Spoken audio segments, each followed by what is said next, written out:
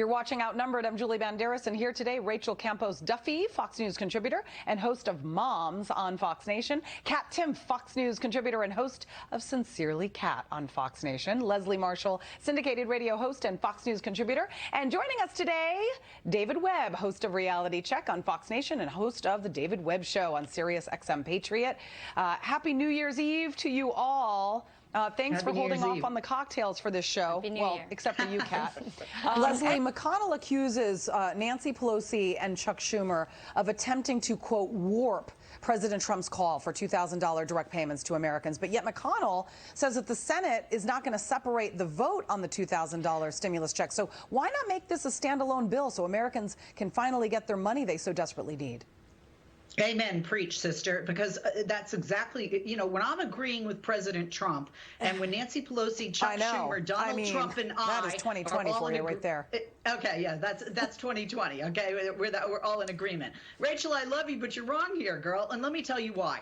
The president wants a clean bill. Okay, he agrees with me. He agrees with the Democrats and some Republicans. Look, even Senator Lindsey Graham was saying to McConnell yesterday, to Leader McConnell, you got to put this to a vote. It is Leader McConnell that is attaching, looking at Section 230, that is attaching voter integrity to this. Those are two very important issues. And quite frankly, Section 230 has bipartisan support to be revisited, but not now during a pandemic. Not with this when you're talking about people dying, and not with this when you're talking about people who badly need this money. You had mentioned, Julie, the cap. You're looking at $75,000 gross income for a family. That is not rich. One. Two, some of those people are business owners that have lost their businesses and are using some of that money to try and keep things open for as long as they can, depending on what state they're in and depending on what kind of restrictions there are because of COVID.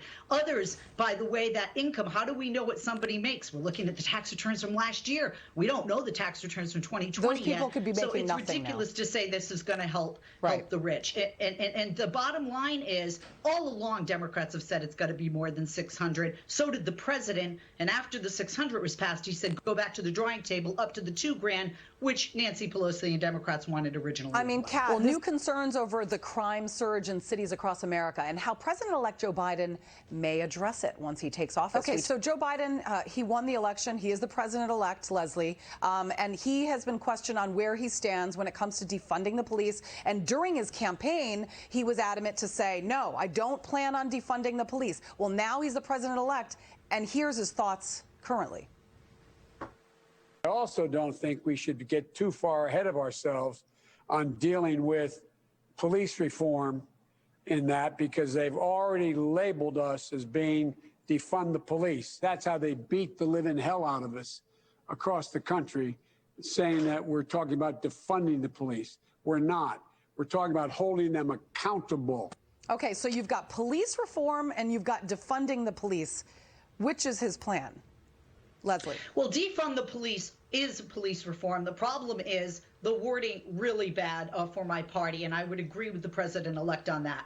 Vice President-elect Kamala Harris said, bad cops make good cops look bad. And to the point regarding the Department of Justice, what President-elect Biden is doing is not, first of all, it is the Justice Department's responsibility. Here is what it is. One of the responsibilities of the Department of Justice is to review conduct of local law enforcement directed by the Violent Crime Control and Law Enforcement Act of 1994. So all that he is doing, all that Barack Obama did, is basically saying to the Department of Justice, do your job. And if you notice, it's not saying systemic racism, it's saying regarding systemic misconduct. And that is not only the Department of Justice's responsibility to oversee that and to ensure that. I think when you're preaching this message of unity going forward, it's something that you need to do. There have been problems within police departments that make it harder for those good cops to do their good job. And then with regard to funding, to reform funding, so to have people who are mental health specialists assist in those mental health situations,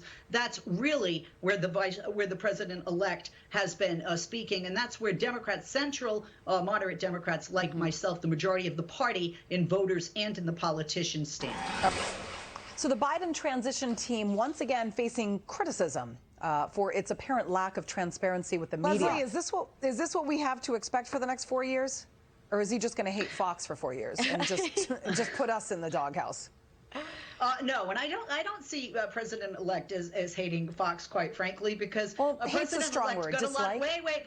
President-elect got a lot of grief for not hating Republicans and for saying he liked Republicans and he wanted to work with Republicans. And quite frankly, the best presidents in our nation, whether a Democrat or Republican, if you want to look at a Ronald Reagan, a Bill Clinton, as far as getting things done, were able to bring the people across the aisle together to have bipartisan support for the best interest of the people. And that's really what we need during a pandemic and COVID. And I'm going to call them out on this. You can't, my fellow Democrats, you can't, the transition team, you can't not say you're going to be transparent and then react that way. You have to get all the questions, the tough questions as well, and give the answers. But politicians, left or right, sometimes don't like the tough questions.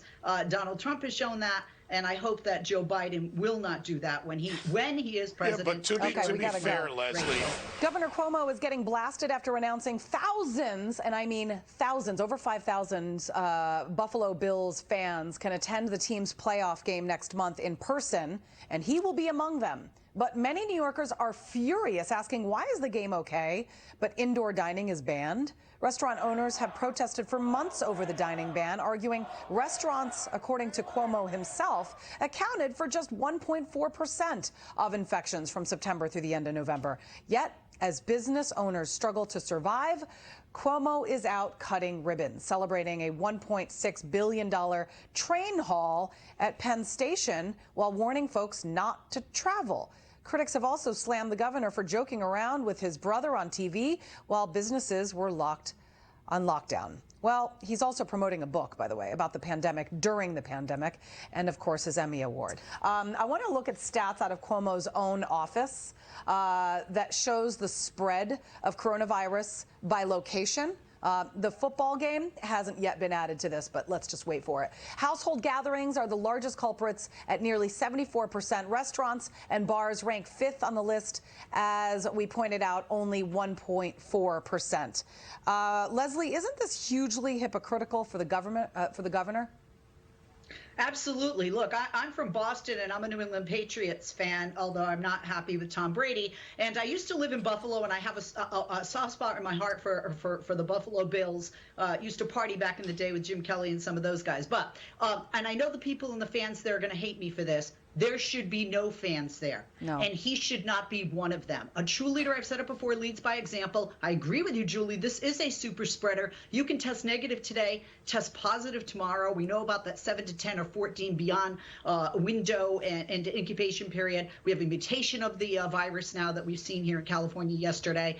This is a big problem. This is hypocritical, and you've got to watch Bills from your TV right now. Who would want to sit outside in the winter in Buffalo? Yeah, that's a good point. All right, Leslie, really quick, tell me, are you ready for 2020 to be over, and will 2021 be better?